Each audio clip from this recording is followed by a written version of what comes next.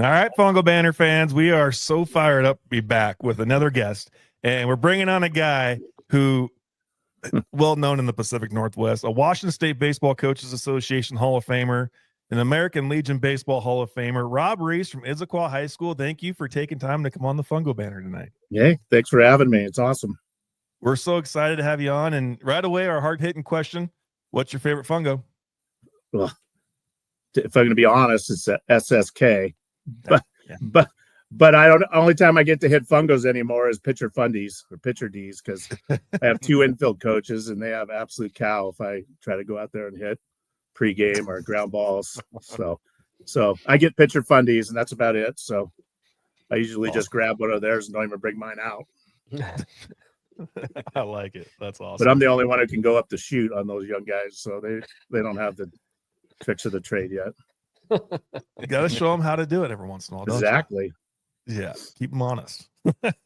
Yeah. Well, talk us through your baseball journey from your playing days and what led you into your coaching days and your history with Issaquah and Lakeside recovery, everything that's led to where you are now. Yeah, gee, I mean, I went to Interlake High School when Interlake High School was a powerhouse. You know, we were pretty good. I played Legion ball, which is where my love of Legion baseball was when I played it. I went to Bellevue Community College and played for some great coaches, Coach Bob Albo and Ray Washburn. And after 2 years there, I went to UW, played 1 year, and then just finished out school for the next couple. Too many years in school, but finally got that done. So, yeah, exactly. Have too much fun. That's what these guys take all this running start and they want to get done early. I said, you don't want to work the rest of your life. You'll stay in college. But yeah, so that's kind of, then I got done coaching or playing in 88, 89 and became an assistant coach at Bellevue Community College. And from that, the coach of Bellevue Community College was the Lakeside coach. So I started assisting him for 2 years in the summer. And then I took over Lakeside in 90. And my first year being a head coach, I had Todd Hollinsworth on my team. So not bad. First year, get a future rookie of the year on your team. So pretty cool. And then 1994, I took over Issaquah High School and been there ever since.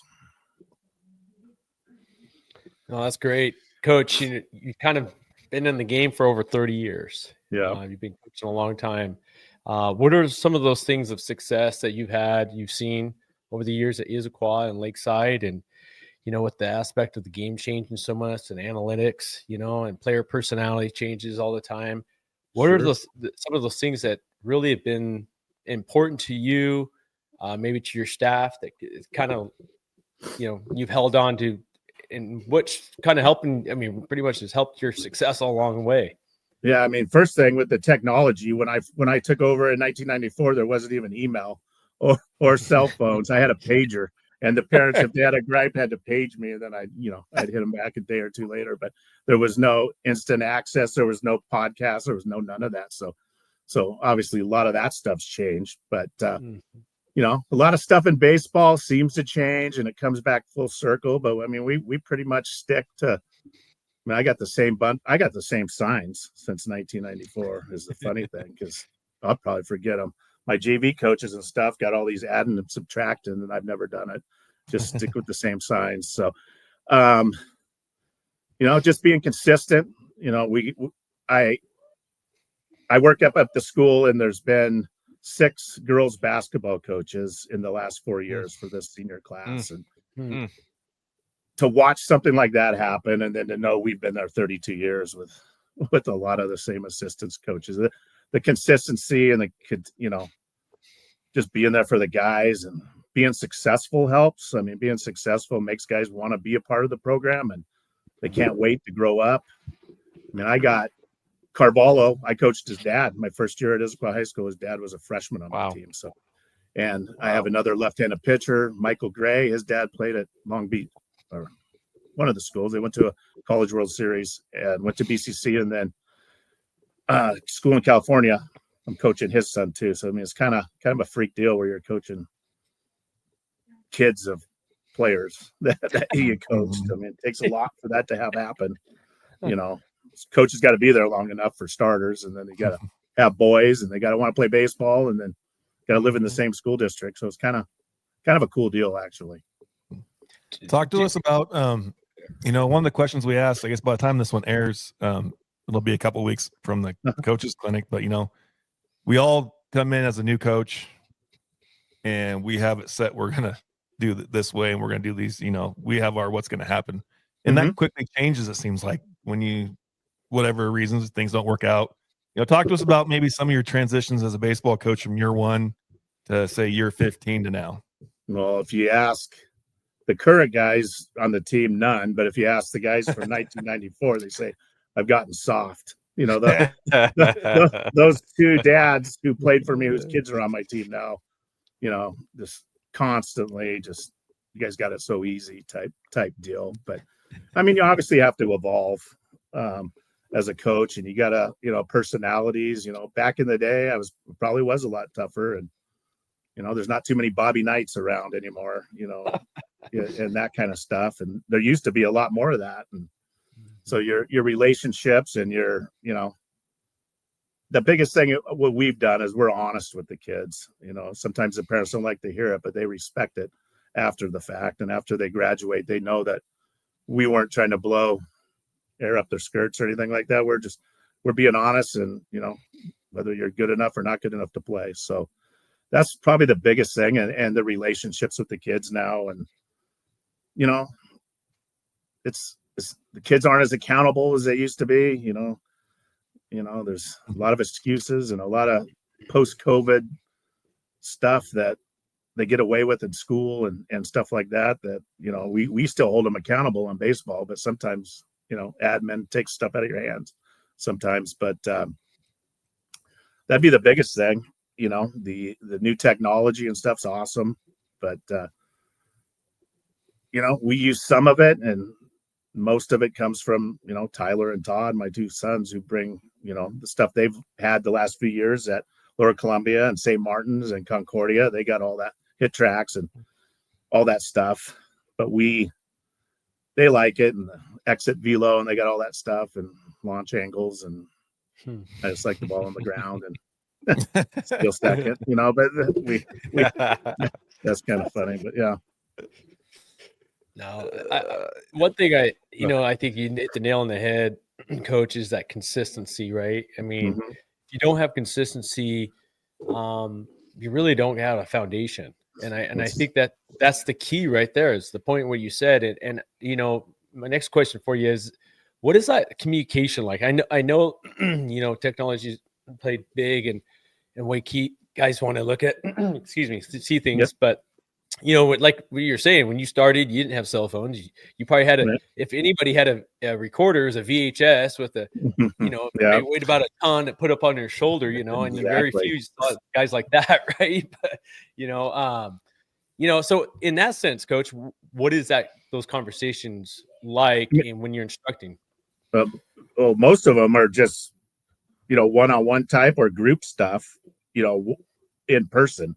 I don't answer emails or anything like that. I'll just call the people up, and I'd rather talk to them man to man, or parent to coach, or son. I don't I can put it in writing, I guess would be another word. But yeah, we try to hash all that stuff out. But as far as coaching, I mean, it's just flat out being honest with them, and what you got to do to play, what you're not doing to play. As long as you play hard, we're not going to have a problem, but if you, dogging it or hot dogging it or all that kind of stuff, you're going to come out and, those lead to some interesting conversations, but for the most part, it's just one-on-one or as a group. We have talks before and after practice, and I'll pull guys aside, based on the previous games or what they're doing or being a terrible teammate and stuff like that, and we'll just handle it one-on-one. So, and then as far as communications, we have a team, not a text thread, but it's called Group Me. We kind of run everything through there, and coaches have feedback and talk about the game or put some videos up, stuff like that. That's probably the extent of the social media. We have a Twitter account that my sons run, so I get on and read it, but I don't type into it. But yeah, so that's kind of about it.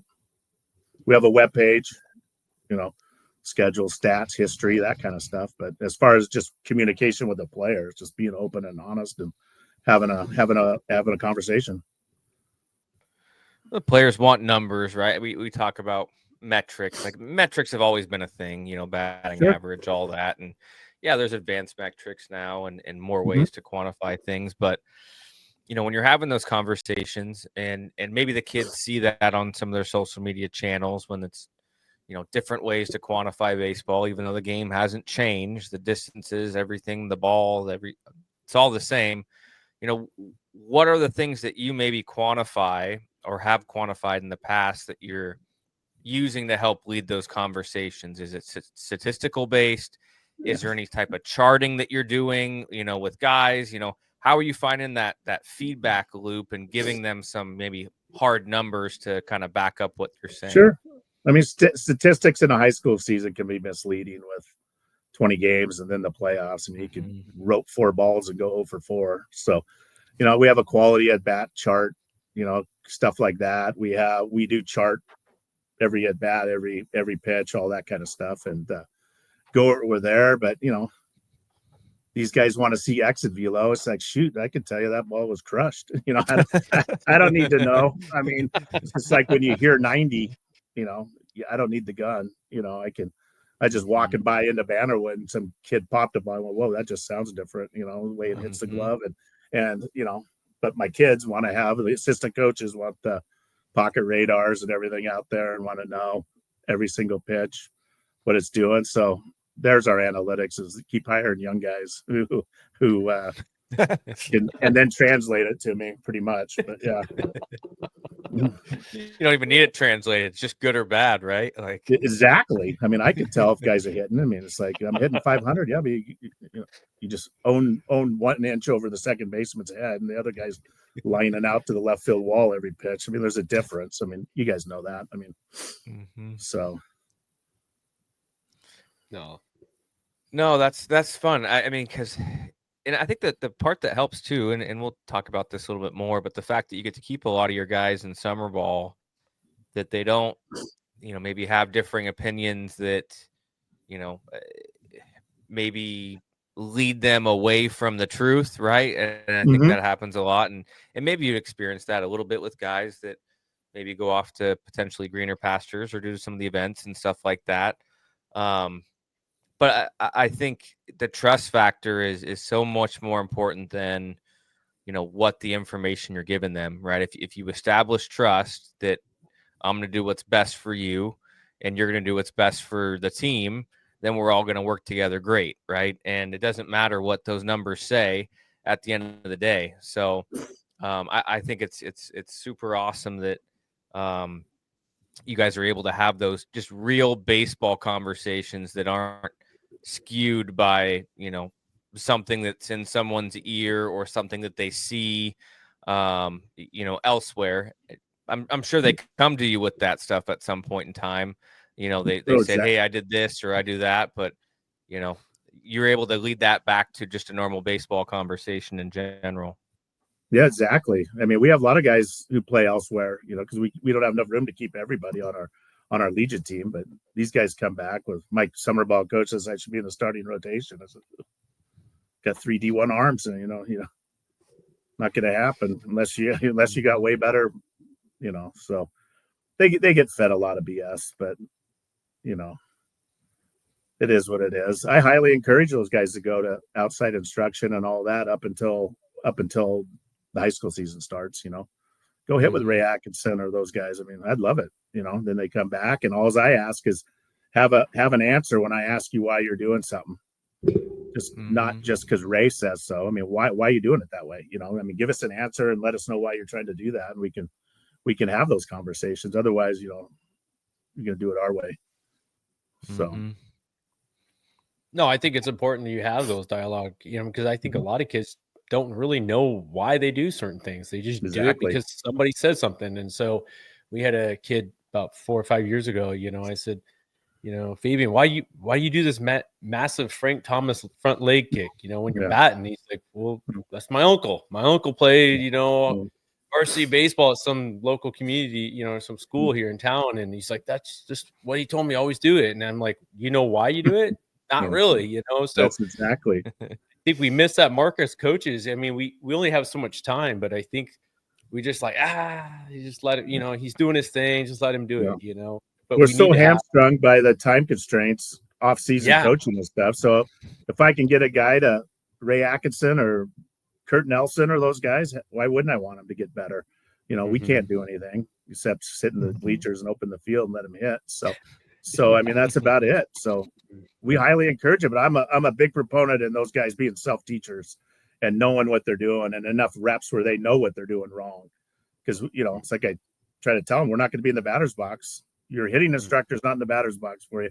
Tell you what to do. I mean, you gotta be able to self-coach and you gotta be able to adjust and there's a lot more to it than, I look good in the cages, if I go in there for a couple of days and all of a sudden, curve balls and sliders, then it's a whole different story. I mean, it's like lights out.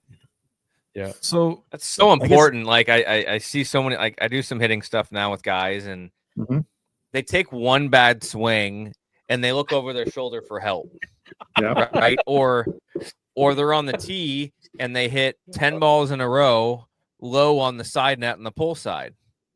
It's like, I can't help you. Like you have to, I think the biggest thing that, and you said it just so perfect, like they have to know what the best versions of themselves are. And I think we're a part of this process, right? You have a chance to be 4 years of their process, right? If they start playing at, 9U, right? Yeah. There's a bunch of other years plus their college years. You're just and we're all just a piece in that road to help mold them, right? And we're not going to solve them or make them perfect. But as a player, like you have to take ownership in your abilities, what you can do, what you can't do, and find ways to make what you have the best it can be, right? And I love that of you to make sure that they're self-conscious of how they're feeling. But what are we doing? Is that a lot of your kind of? Go ahead. A lot of my conversations are like, what were we doing right there? What were we thinking? And situational hitting. I got guys who come from some summer teams but don't situational hit, and they just launch angle and try to hit everything out. And I don't hit the ball to that side of the field, and you don't play here then. So that's not going to work. But we're going to move guys over. We're going to get them in. We're going to do all that. But go deep. I don't care. Go deep when you're moving them over. Go to Oppo. At least show me you're trying to do what we're asking you to do. So, but there's a lot of great hitting instructors and pitching instructors, and I mean, there's so much specialization going on right now that these guys can. We get them for 6 months basically with summer in high school, and then there's 6 months out of the year they go to other people, which is a good thing, I think. So I'm taking this back or towards the team aspect of things because I'm with you because there's no secret. I'm a farmer in the summer. I can't run a summer program, so all my guys go and play, and I'm so grateful for all the people that they're able to play for. But when they come back to you this year, I mean, it's March 3rd, I believe, this year, right? What? Maybe you're obviously in a different spot than like Jason and I, because we have 15 guys. We're like, let's go. But you might have a different fear factor of getting guys to buy into the overall team aspect of things. But, if you do come across someone that might have resistance, well, I'm doing it this way in the summer. I mean, how do you handle that? And how do you really build that team aspect to make sure everybody's on the same page as to what you're doing? We preach team from the minute they step in the program. I mean, the first day of tryouts, I mean, that's part of our evaluation for making the team as being good teammates and buying in. And, the guy I was saying doesn't hit the ball the other way didn't play. I mean, I played him a couple games and he refused to do it and just sit the bench. I mean, and then he comes around and hits like 2 doubles in the right center gap. And whoa, it's like, yeah, that's what I'm talking about. But yeah, I mean, playing time's obviously one of the greatest learning experiences. If you want to get in, you got to change and you got to adjust and you got to be a good teammate. And the culture we've built at Issaquah over all these years, there's a lot of self-policing by our older guys, and they're great to the younger guys. They don't, get after them or anything like that, but they lead by example and show them the team aspect does. And it's how you win a state title, by everyone buying in. And I show them every year one of our state championships. The first guy to hop the fence at T-Mobile, guy had like 2 at-bats all year, and he was the most excited of anybody on top of the pig pile. So that's what it's about. And I preach to him, 10 years from now, no one's going to remember how great you were unless you're All Root or Todd Hollinsworth or one of those guys. Everyone's just going to remember you're a great teammate or not. The other thing too, those guys, I always tell our guys, remember that team is in the record books, right? Nobody can take that away from you guys. So whatever is written in the book of WIA, I mean, you're there forever. Exactly. You're that guy that just had 2 at bats all season, but you helped your team win a state championship or multiple. That's a huge thing. I mean, not a lot of kids get the opportunity to win state championships or even get there. Some guys will just go 4 years and that's it. And they may have great careers, but yeah. And I had a 1999. I had a DH, never hit a home run all year, and he hit 6 in regionals, 6 straight homers in a doubleheader. And there's buying in and never knowing when you're going to be the star or not. I mean, just hitting in the 7-hole, hit 6 straight homers at Wheeler Field is just unbelievable. Wow, that's exciting. So you never know who is going to be. That's kind of what we try to say. Our better teams have been not solely dependent on. 2003, we should have won a state title, and West Valley walked Colin Curtis every single at bat. We lost 1-0. It couldn't. They had a stud pitcher who went to UW, and they just put him on no matter what, and he was our guy. And then the next year we won it with like 6 guys instead of just one guy. So you just never know. But you got to buy in. The whole team's got to buy in. Just one bad apple, you guys know that. I mean, there's one guy can tear it down or distract other guys, or that's why you need good leadership from your better players, obviously, who can handle that and take care of it. Yeah. What's your communication like with those guys? Like, do you have a leadership group that we have lead?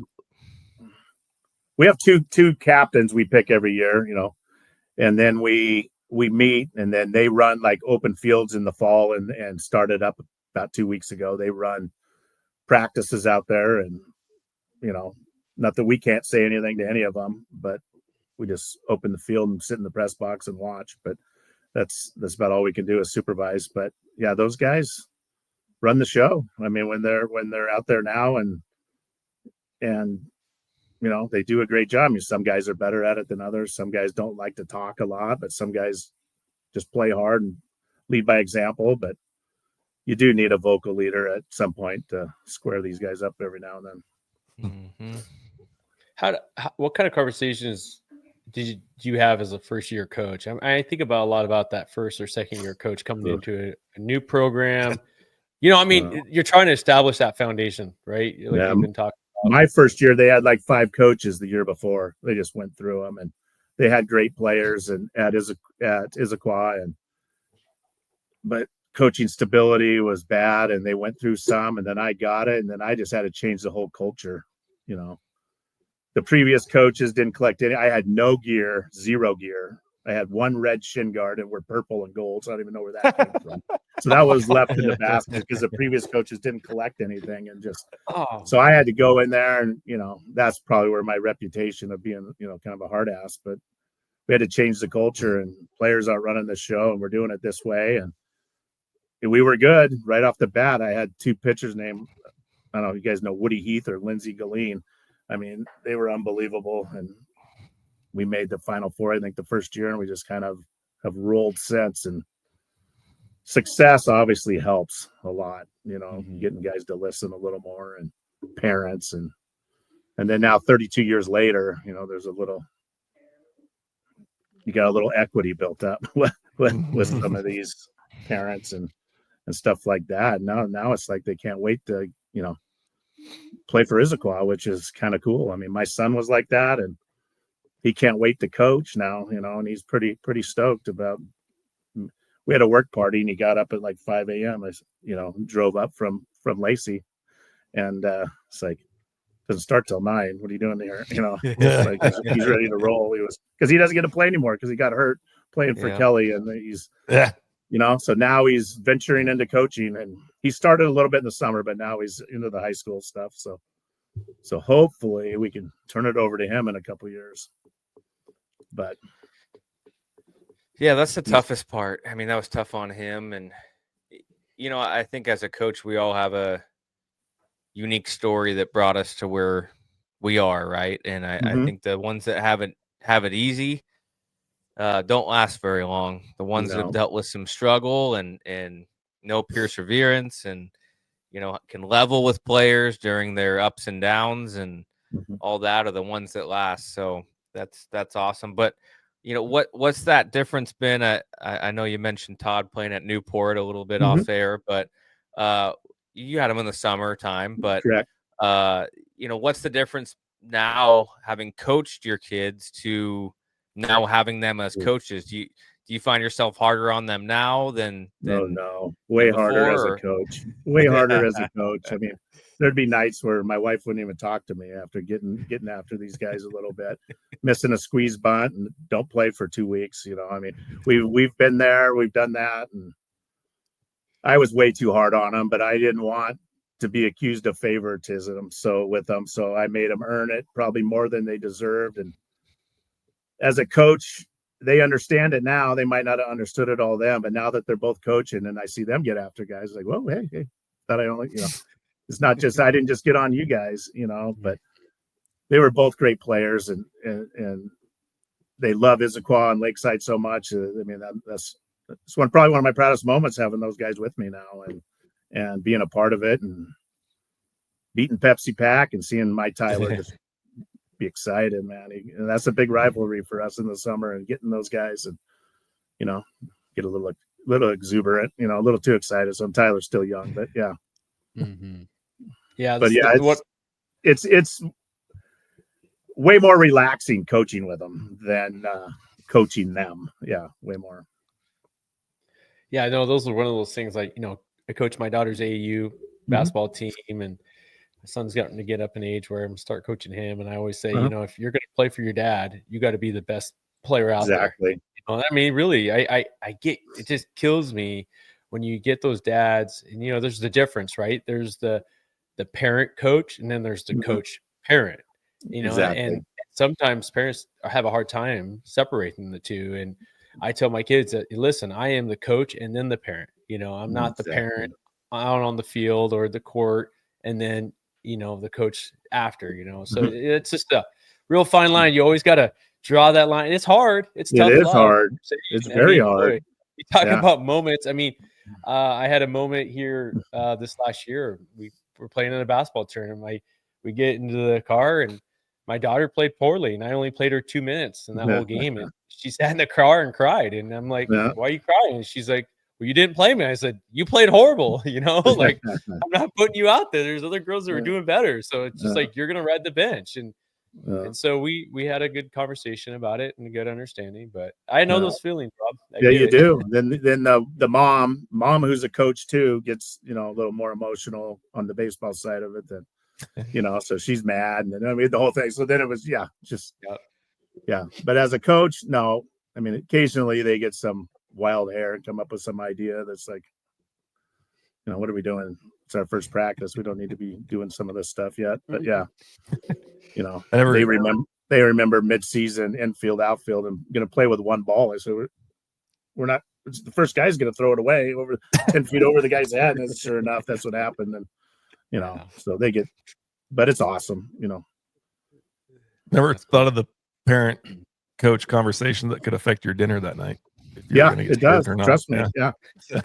My wife's a coach though too, so I mean that helps. But she's a mom first, and so that happens, and I get it. I always feel bad later, but heat of the moment and competition, and you expect so much out of those two because they've been around you their whole life, so you want them to do good.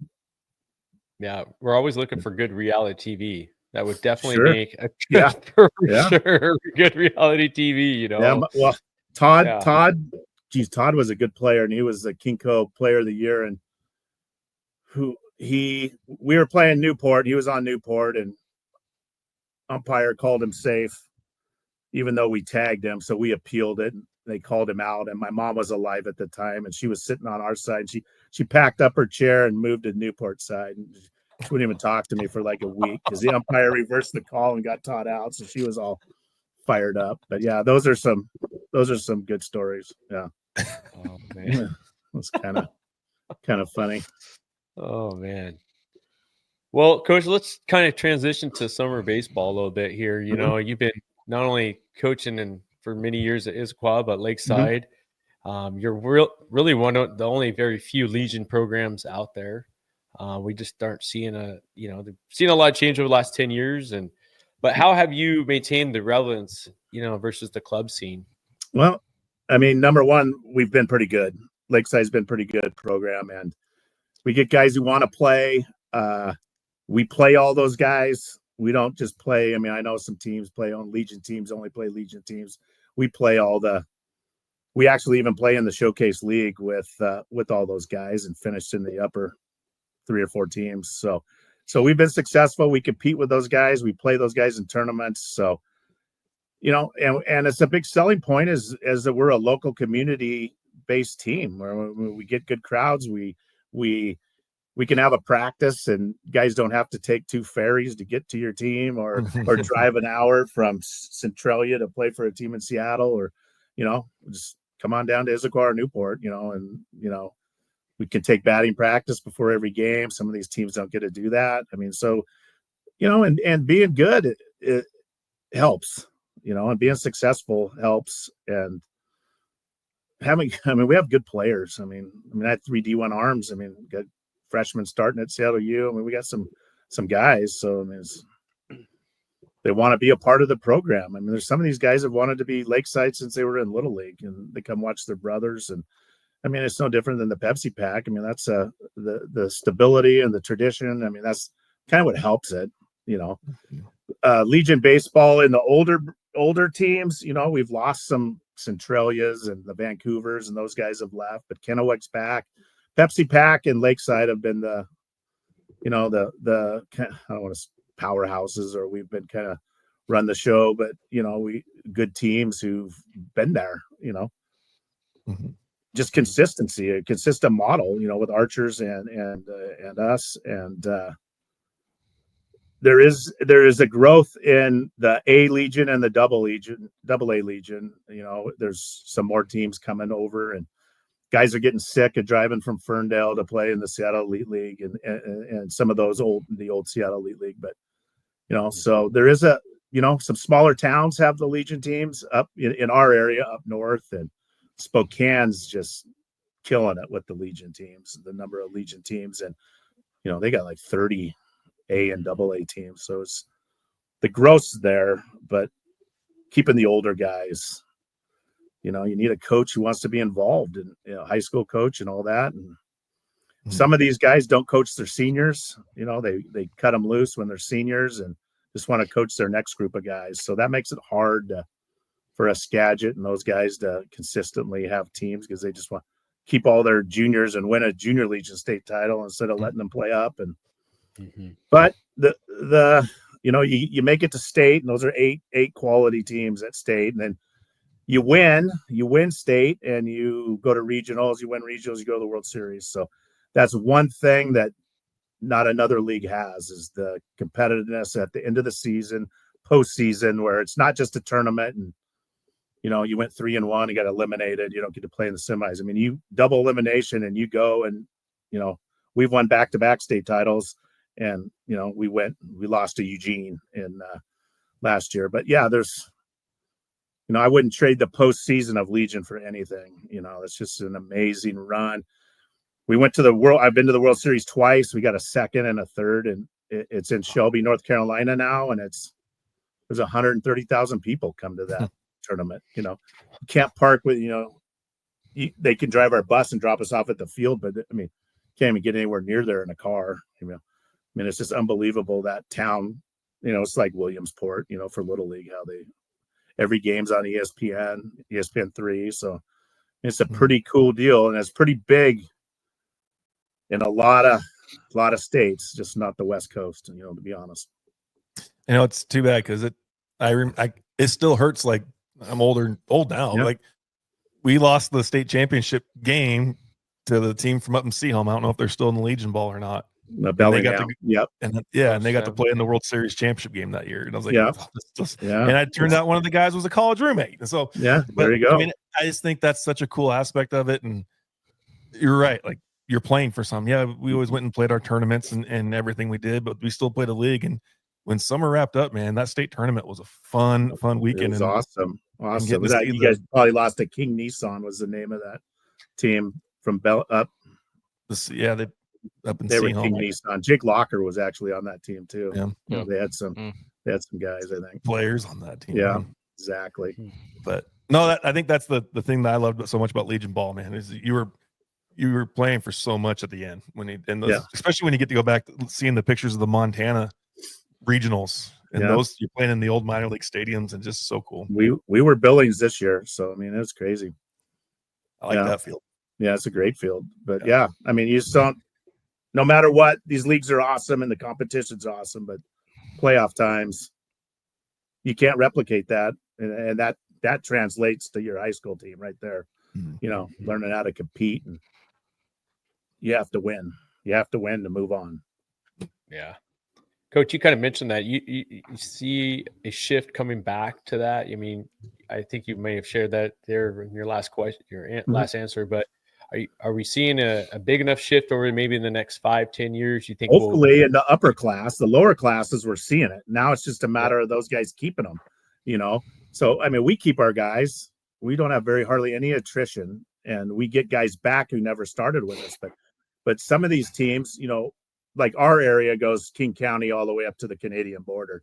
So some of those guys have just Lindens and all those guys just have powerhouse junior legion teams, and then they cut their seniors loose. So then they go play on, other teams. So it's tough to get those guys to buy in and, unless they have a kid kind of, Grady Twait's coaching the Bellingham team now, and his son's on the team, but there's, we need to keep trying to build it. I mean, teams come in and out every single year, and they're there for 2 years and gone.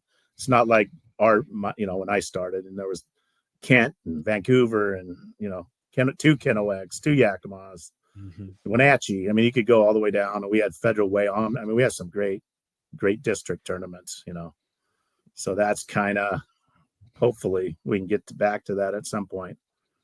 But the Seattle Elite Leagues or the Showcase or the top tier, those leagues, some great competition. So, and you don't have to travel as much if you're in those leagues. So, I mean, I feel kind of a little bit hypocritical, but I took my junior legion and my A legion out of legion, and we play in the Seattle Elite or the Showcase League now, because you don't have to drive to Blaine on a Wednesday from Issaquah. We can just drive to Renton. I mean, it's a lot easier on the travel. I'll be curious to see that. Not to take this in any way other than baseball, but like, when's the financial status of maybe our economy or whatnot going to affect where we do see guys staying more local? And maybe they won't.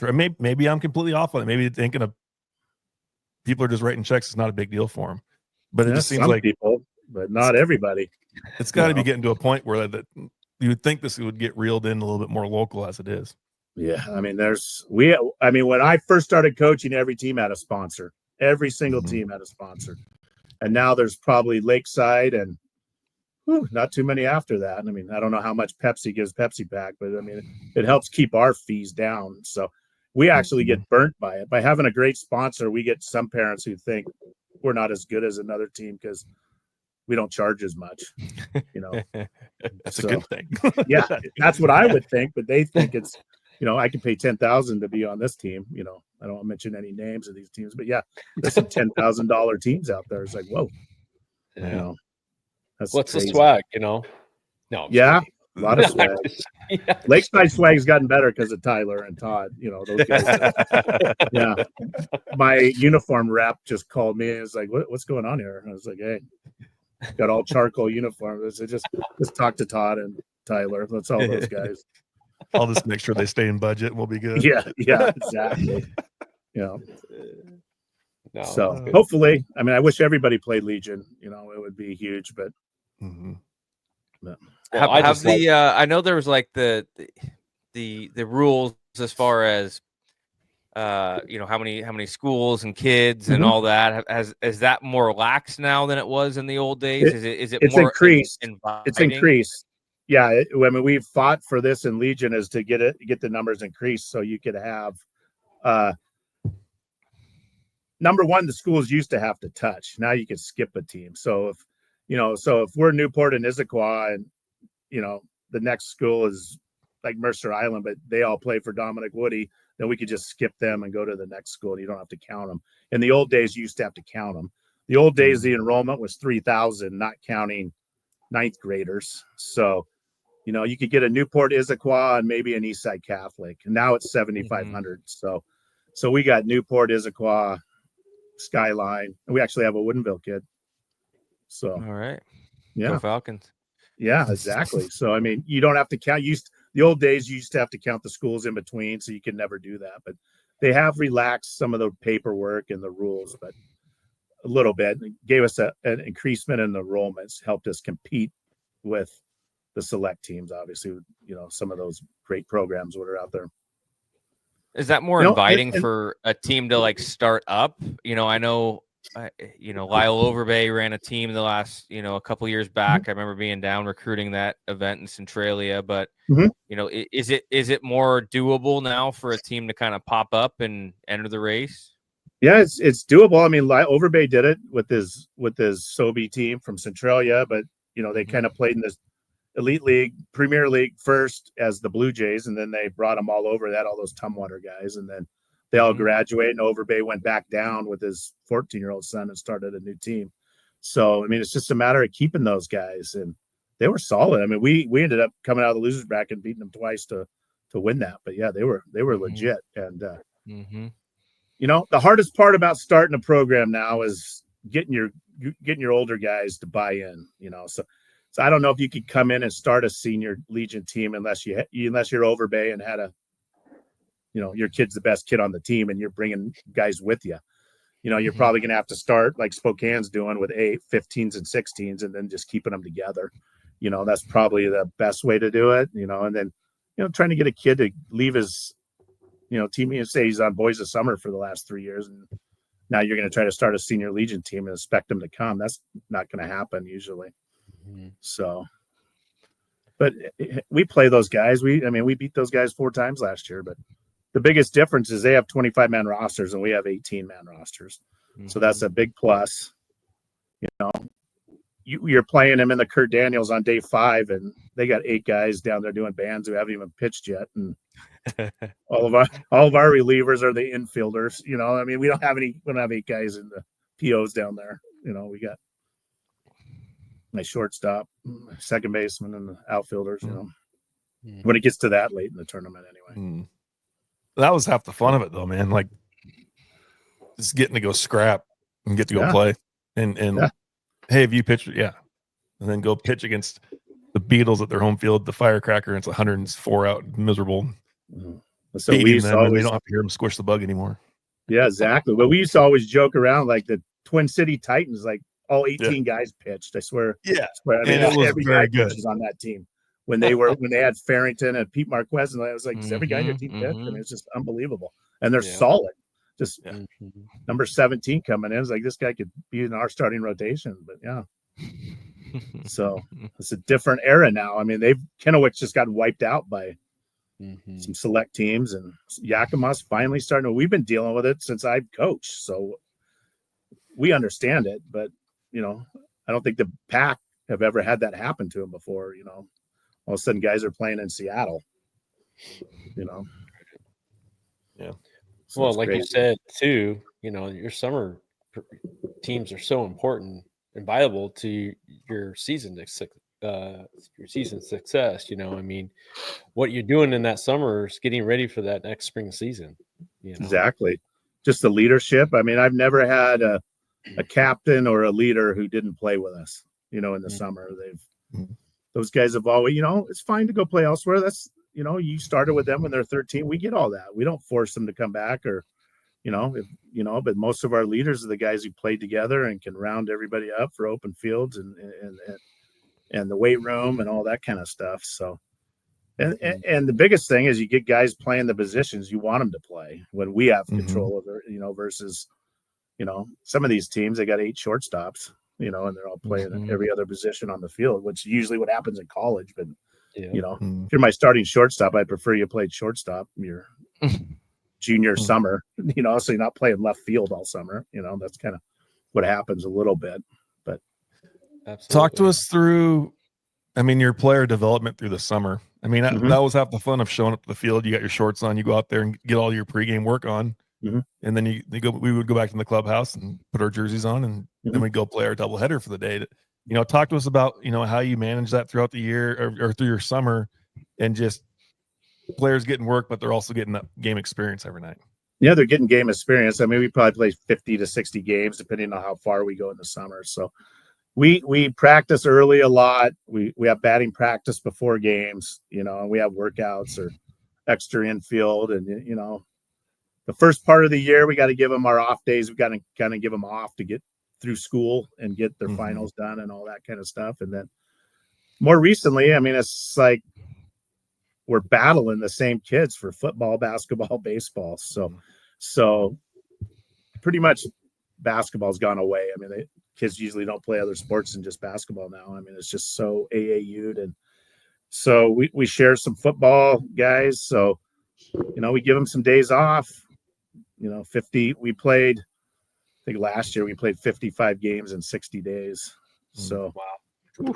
we did a couple of those days were travel days. So we're getting a lot of at bats and a lot of reps and BP and early BP and individual BP. Most of the stuff after the first couple of weeks, we transition out of practicing and more just games and have one-on-one type practices with the coaches or Todd and Tyler. Basically, they're the young bucks. I've been coaching with Coach Files for 25 years, so we've kind of let them handle the extra stuff. Well, I feel like you get a lot more out of a kid too when you do have throughout those days of having that one-on-one time, because in our sprint of a high school season, how many days we got? 3 months, basically 2.5 months.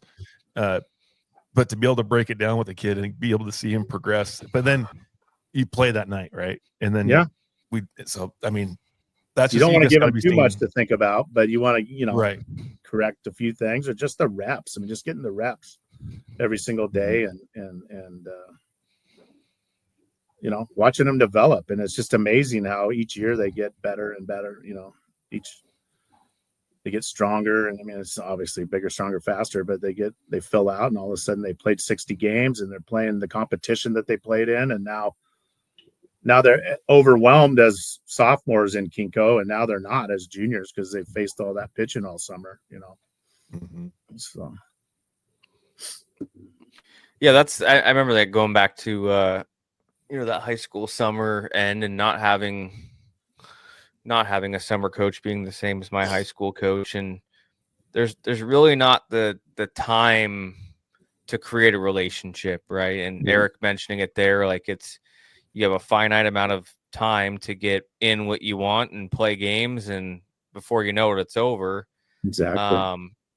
So I never really had a great relationship with my high school coach, and a great photo with you and Terry in this last year, but it wasn't bad by any means, right? It's not a bad relationship. It's just not, you're still kind of toe in the water, not sure who's who and what's what, but that ability to play, you combine your 20 games in high school, hopefully more, but with your 50, 60 in the summer, like that's more than every single level of college baseball. And you get a chance to do it for, a course of 4 years. Like the start of this thing, we talk about relationships and trust. Like that's the reason it exists, right? Like you have that opportunity to be around those guys for a third of their year, maybe even a little bit more of the duration of their entire year, plus whatever off-season stuff you're able to observe and see them in the halls of the classrooms and those type of things. But it's such a great opportunity, and it's a testament to you and why you've been able to be successful and be in this for so long, that so many other people aren't able to last this duration that you've done because of relationships, and having that summer thing is probably a big reason why you're able to do it for this amount of time. Exactly. I mean, Terry Agnew played Lakeside. I don't know if you knew that, but Lakeside started in 1968. Yeah, it's amazing how long this program and that sponsorship's been kicking money into some.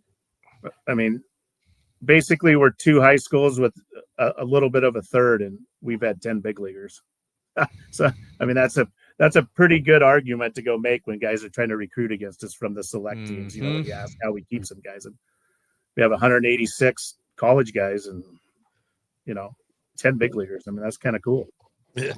Rookie of the year. I mean, we've had some good ones. So, I mean, it's kind of, that's what kind of makes us look good as coaches, having guys like that, Not to transition too far from that, but, being able to coach the kind of talent that you've had. Mm-hmm. I mean, at what point did you know, this guy, we're going to watch this guy someday? Yeah. I mean, Todd Hollinsworth was just ridiculous how good he was. And we had a guy named Colin Curtis a few years back who made the Yankees in 2006 or something like that. And he was unbelievable too.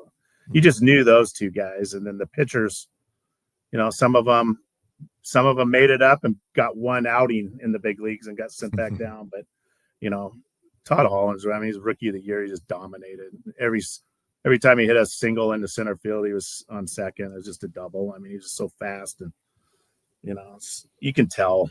I mean, some of those guys, unless they get hurt, there's some pretty good ones. We had Adrian Sampson. He's still in the big leagues, some pretty good arms. So you could tell. I mean, I've had 90 guys throwing 92, 93 just get crushed straight as an arrow. And then I had Lindsey Galeen, who's 83, 84, and he strike out 18 guys a game, left-handed with a slider and just unhittable. Played 17 years in the minors, never made it up to the big leagues, but played in a couple different countries and all that. And now his daughter plays volleyball for my wife. That's kind of cool. So cool. Yeah, that's awesome. Well, Coach, you got this in a book yet? Not yet. I got some good stories from my book. Telling you what, I'm just listening. I could listen to this all night, man. Tell us some stories. Let's dive into that, man. Yeah, some stories. I mean, we have the same parent night. I get the same sheet of paper and I just edit it. But I mean, we have to sit there and go over etiquette and riding buses and all these parents. Why do we got to do that? And I said, we ride the bus because and I give a specific name. So one thing, you don't want to get in my beginning of the year speech because yeah. I mean, 1997, Will Sullivan, starting shortstop, his grandma was ill. So he was going to stop and visit her on the way home. And then he zooms by us going about 80 with his girlfriend. So that was the last time nobody didn't ride the bus. So we got stories like that. We've had parents hide behind trees and jump the JV coach. And it's just like overplaying time. It's like, can't hide in behind trees. I mean, there's a lot of good ones, but no hiding behind tree rule. No hiding behind trees, waiting for the coach to come out and then jump him to question him about playing time. We're not going to talk that day, even if you jump out of the tree. You have to wait till tomorrow and come. And make sure your son's there to have these meetings. But yeah, I mean, there's some good ones, and I have my wife comes to our preseason coaches meeting every year, our parent meeting. She gets a chuckle out of I probably got 9 rules and 8 of them are named after a previous player. So. Okay, Coach, what's the top one? I know you've got one off the top that was like, you guys wouldn't believe this happened in my 30 plus. A lot. I mean, I've had guys, get thrown out at home and just their parents yelling at me. And, that was back in 1994. And I just basically, just take your kid and get the F out of here. And next day I'm in the principal's office. It's like, did you really say that? And I go, was that wrong? But yeah, I couldn't do that today. But in 1994, we got away. I mean, some of stuff like that, Yeah, it's kind of funny. But you wouldn't even ejection stories. What's your ejection rap sheet? 0 in high school. You can't really. Okay. No. Summer ball penalties for that. Summer ball. I swear I get kicked out every other year I go to Port Angeles. They got or the old days when we used to come to Yakima. There's some there's some guys. Did that something pop up or can you still see me? Yeah, we're good. You're good. Okay. You're good. Yeah. There's some reboot thing just showed up on my wife's computer. But yeah, no, there's over beers. I have a lot better stories, so coaches I'm meeting holding you. next year, but yeah, I'm holding you to it at the tab. yeah, for sure. I mean, there's some good ones. I've had a couple parents who, Larry Stone used to write for the Mariners. His kid played for us, and Jim Moore, who was a big coot guy, but was a KJR and a sports writer. They all want to write a book someday. So, that'd be great. We'll see. Yeah, there's 32 years of stories. There's some good ones. Absolutely, I'd buy it. Buy it. There you go. We spent a full episode talking about our best travel stories of chaotic things that may have happened. Buses breaking down. Do you have anything like that for us? Yeah, I mean, we went to regionals. God, probably back when Columbus was probably like 2002 or 2003. We won and got picked up. We flew into Denver to go to somewhere in Wyoming. I don't even remember it was, but like a 2-hour bus ride on the bus, and we broke down on Little Bighorn.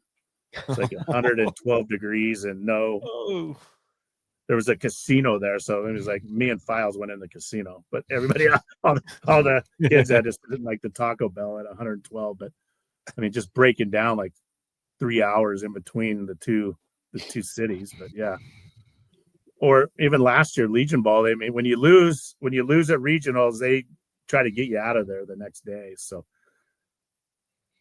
we got on a bus. They drove us to Billings, and we were in Billings, but we went to the Billings airport, and I'm thinking, okay, we're gonna be home in like 2 hours. And then my airline said like Minnesota, St. Paul. They flew us to Minnesota to get us all on a plane to come back to Seattle. I was like, yeah. So I mean, there's some. I don't know if those are good stories, but they're brutal. Oh, that's a good that one. Billings travel. It was the pain in my side getting in and out of there. Yeah, we won it one year there. 2012 when we went to the World Series, and we showed up there, and they said, "You guys won't hit. Nobody hits homers out of here," and we hit like 12. And it was unbelievable how we just put on a show and beat Hawaii and went to the World Series. So yeah, it was pretty cool.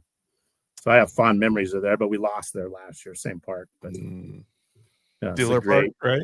Yep. It's awesome. They got a brand new scoreboard. They put a lot of work into it starting last summer. Put a new scoreboard and some new hitting cages and stuff. So that's cool. You get the wind blowing there. That ball really flies out of the yard. Yeah, it can. Yeah. Nightmare fuel for me. Yeah. You could have some pitching. Some good Billings times. Yeah. Good times in old Billings. So you look at it. I mean, you're darn near 500 wins now. I don't want to curse it. I'm not a baseball people, but you know what's left for you in your baseball journey? You know, what can we kind of look forward to you and seeing you out in the field? You know, you got your kids helping out now, but what are you most looking forward to? What keeps you going to the field year in and year out? Well, number one, we got the 2000 or the COVID year was a killer for us. My wife and I had been just waiting. We had Issaquah, we had a team to win it. The year before we lost in the bottom of the 7th, and I had every single guy coming back. That was Tyler's senior year.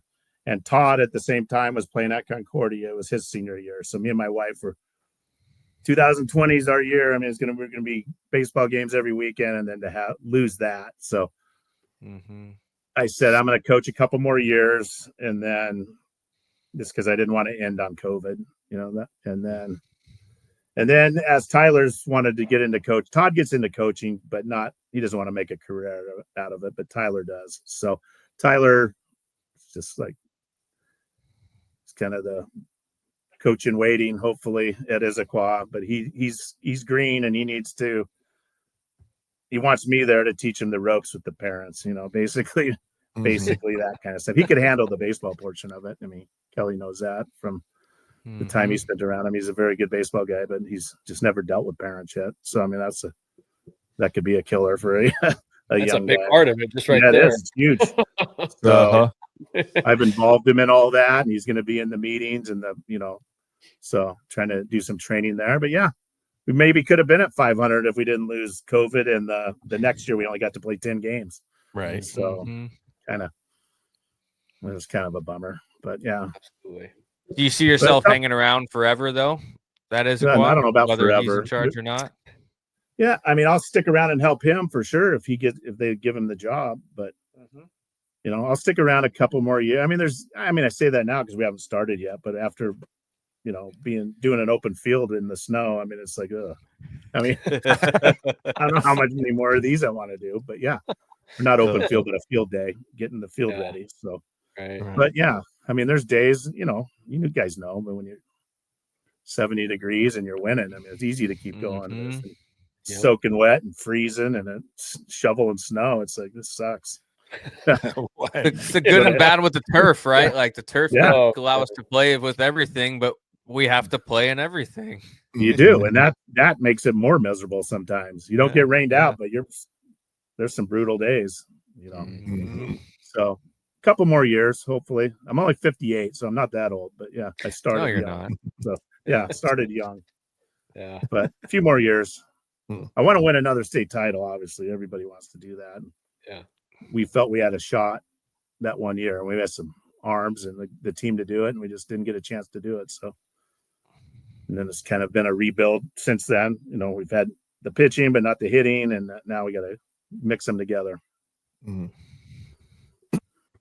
Well, as we wrap this thing up, I got a listener question. Actually, a text just came through, and I said, "Hey, we're on the call with Rob Reese here. What do you got for him? What's your question?" Yeah. And another pride of Woodinville, Kelly's alma mater.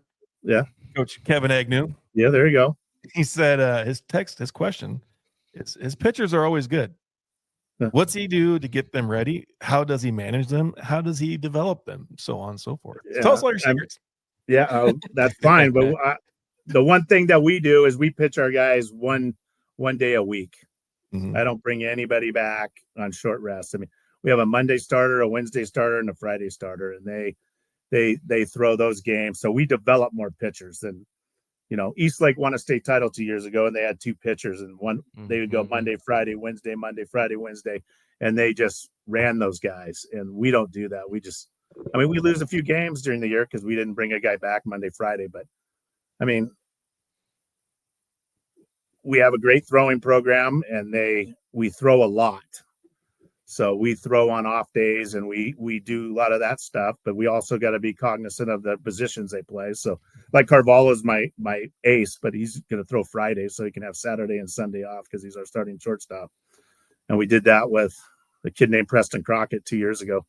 Did the same exact thing, and it worked well. And he's playing at UPS now, but we just don't overuse them. I never let anybody go over 100, and we kind of try to develop our bullpen, and we might lose a couple games during the year, but by the end of the year, when everybody's out of pitching in the playoffs and we got 3 or 4 more guys who've got experience than they do, so, and the same thing in the summer, we don't short rest them at all. They just throw once a week, and that way they can get their bullpen in and their flat grounds and all that stuff in between. And rather than don't pick up a ball because you're throwing Friday, and you just threw 105 on Monday. So we just have never done that. And I watch other teams do it. And like I said, it cost us some wins in the early part of the year, but at playoff time, we've usually developed, a pretty good nucleus. And, our 3 bullpen arms are pitching in junior college this year in Washington. So it worked. Knock on wood, it's worked.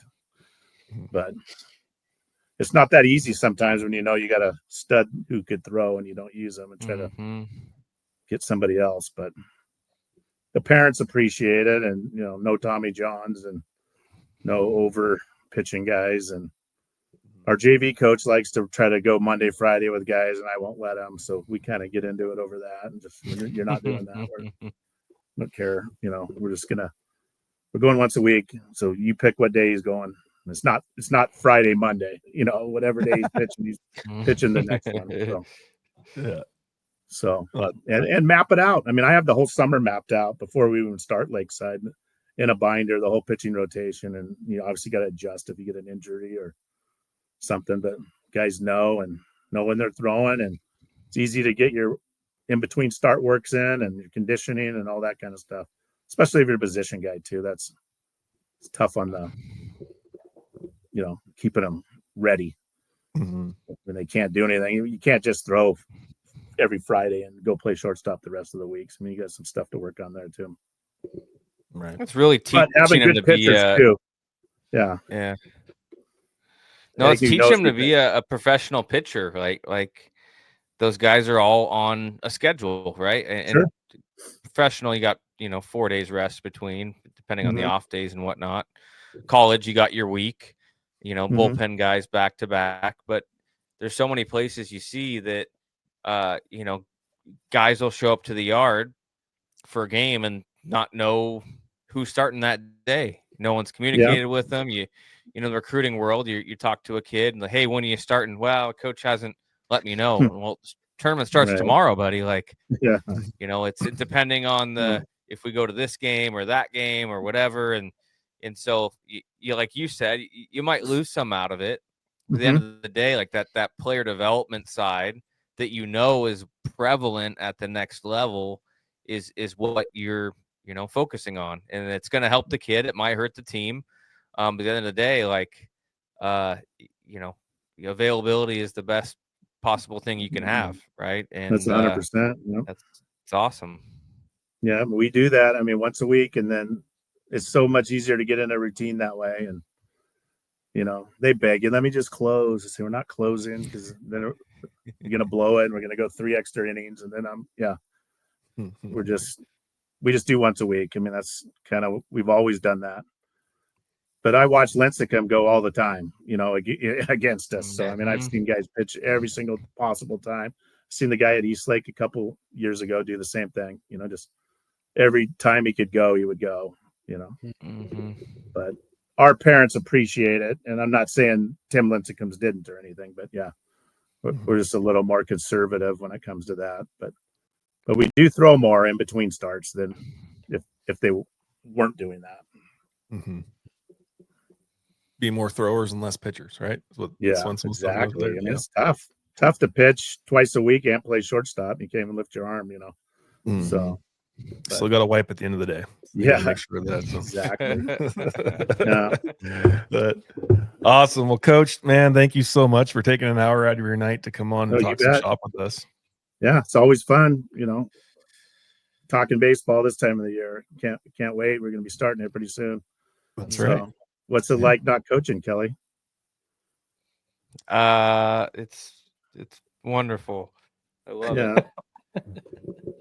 I'm gonna have baby duty as soon as we hit end record here. It's gonna be baby in the arms, and it's gonna be my try to get her to sleep. And if not, then we'll keep on trying. Yeah, that's one of the reasons we have a 2-man rotation here.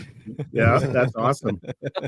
You lose a little of your identity though when you don't coach. That one year when we had COVID and didn't play, it was just like, geez, I don't feel the same. So that's kind of always been on my mind. Like whenever you retire, you're not going to have that. You're not coach anymore to the new guys, but you still are to the old guys. But so I think you live vicariously through the people that in coaching.